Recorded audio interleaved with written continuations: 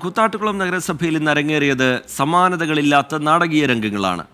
അവിശ്വാസ പ്രമേയം ചർച്ച ചെയ്യാനിരിക്കെ കൂറുമാറ്റം ഭയന്ന് സ്വന്തം കൗൺസിലറെ CPIM തട്ടിക്കൊണ്ടുപോയി എന്നാണ് UDFന്റെ പരാതി.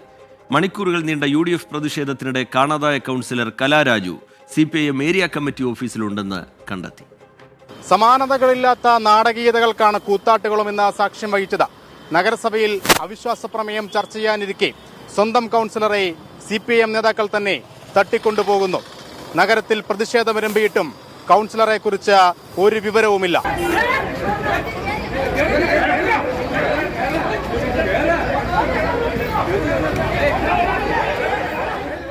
ചെയർപേഴ്സണും വൈസ് ചെയർപേഴ്സണുമെതിരായ അവിശ്വാസ പ്രമേയമാണ് ഇന്ന് ചർച്ച ചെയ്യേണ്ടിയിരുന്നത്. കലാരാജു അവിശ്വാസ പ്രമേയത്തെ പിന്തുണച്ചാൽ LDFന് ഭരണം നഷ്ടമാകും. ഇതോടെയാണ് തട്ടിക്കൊണ്ടുപോകൽ തന്ത്രം LDF പയറ്റിയത്.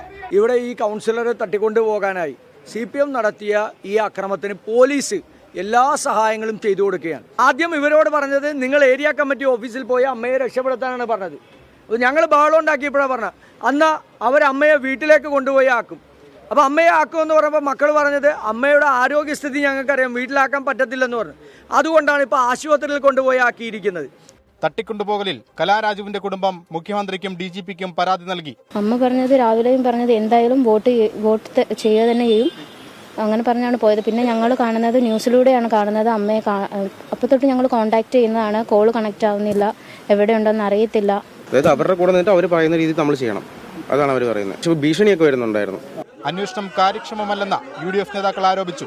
ഇതോടെ പോലീസ് സ്റ്റേഷനിലും തർക്കം.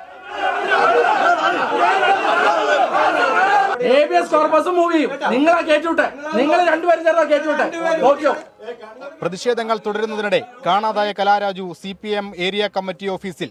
നേതാക്കൾ തന്നെ കലയെ ആശുപത്രിയിൽ പ്രവേശിപ്പിച്ചു. തട്ടിക്കൊണ്ടുപോകൽ ആരോപണം CPIM നേതാക്കൾ തള്ളി. ഞങ്ങൾ ആരെയും തട്ടിക്കൊണ്ടും പോയിട്ടില്ല, എടുത്തുകൊണ്ടും പോയിട്ടില്ല.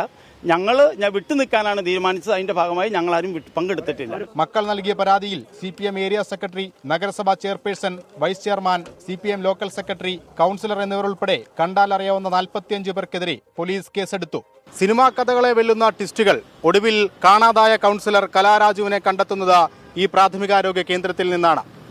നടന്നതൊക്കെയും പാർട്ടി നിലപാടാണെന്ന് CPIMനെ ന്യായീകരിക്കാമെങ്കിലും സാഹചര്യത്തെ നേരിട്ട രീതി ശരിയാണോ എന്നതാണ് ഉയരുന്ന ചോദ്യം. കൂത്താട്ടുകുളത്ത് നിന്ന് വിഷ്ണു കച്ചേരിക്കൊപ്പം അശ്വിൻ പാലാഴി, 24. പൊതുജനം കഴുതയല്ല സാർ.